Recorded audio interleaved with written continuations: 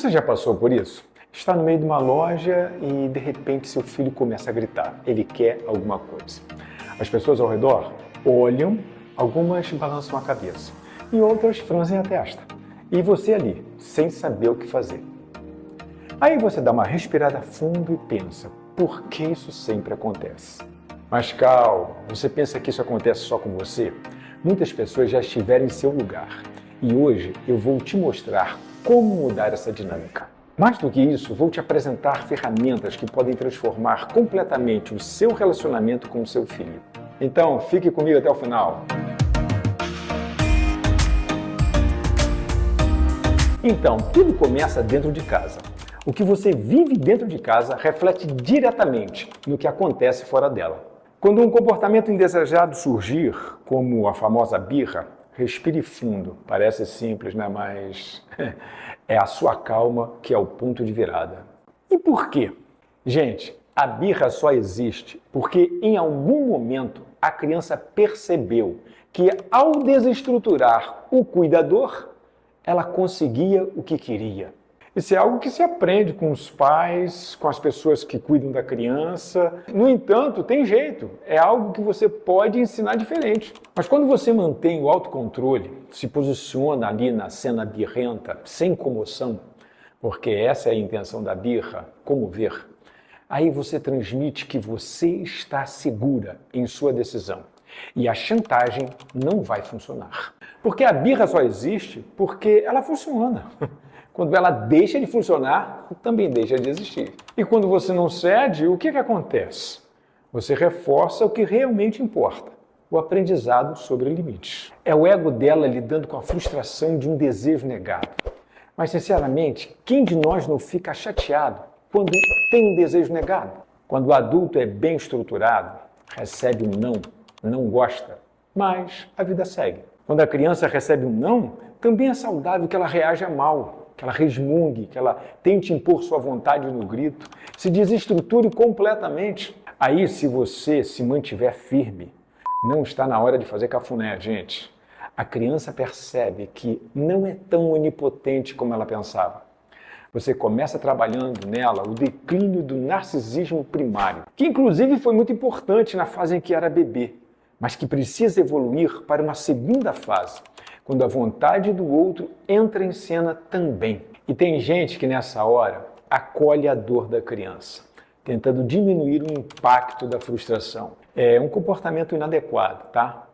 Se a ideia é que ela aprenda a lidar com a frustração, fortalecendo o ego, esse acolhimento nessa hora não faz sentido com a teoria. Essa reação da criança é natural, essa reação negativa da criança.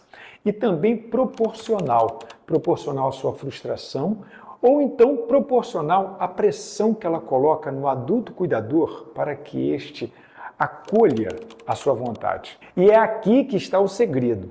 Se você se mantiver consistente e paciente, esperando a crise passar, o ego da criança se desorganiza e se reorganiza. Quer dizer, ela dá aquele show e ela se recompõe novamente. E qual o resultado disso? A criança aprende que não precisa da birra para lidar com você. E, ao mesmo tempo, ela aprende a se reestruturar após uma frustração. E assim, a vida continua. Essa é uma das maiores lições que você pode dar ao seu filho. E começa com a sua postura. Educar é um ato de paciência, amor, mas também de consistência. Tem que haver frequência, repetição, para que os hábitos que você precisa ensinar também se fixem. A criança não nasce sabendo o certo e o errado. Você que vai ensinar isso. Então o papel dos pais é guiar, mostrando os limites de forma firme e amorosa desde cedo. E quanto antes isso começa, melhor para a criança e melhor para você. Deixar para mais tarde só aumenta o estresse, tanto para os pais quanto para as crianças. E o pior, a vida inevitavelmente vai ensinar limites de forma muito mais dura e dolorosa. Mas por que é tão importante começar cedo? No início da vida, a criança tem apenas desejos básicos. Ser alimentada, cuidada, aconchegada, enfim. Com o tempo, ela descobre que pode desejar muito mais. É a fase do narcisismo primário, natural dos primeiros anos. Só que aqui entra o papel fundamental do adulto cuidador. É nessa transição do sim das necessidades básicas para o não de desejos impróprios que muita coisa se perde. Então, quando os pais postergam os limites e cedem por cansaço, acabam reforçando comportamentos difíceis de corrigir mais tarde. Bom, se você chegou até aqui nesse vídeo é porque você se importa com a criação de seu filho. Parabéns, então.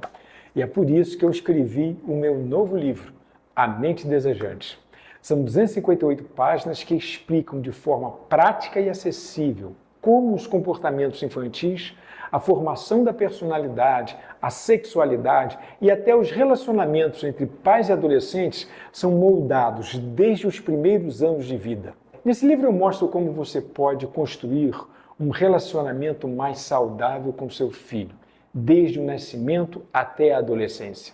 E se você quiser adquirir o livro, as informações estão na descrição do vídeo. Então, para finalizar, a birra não é sobre o que acontece fora de casa.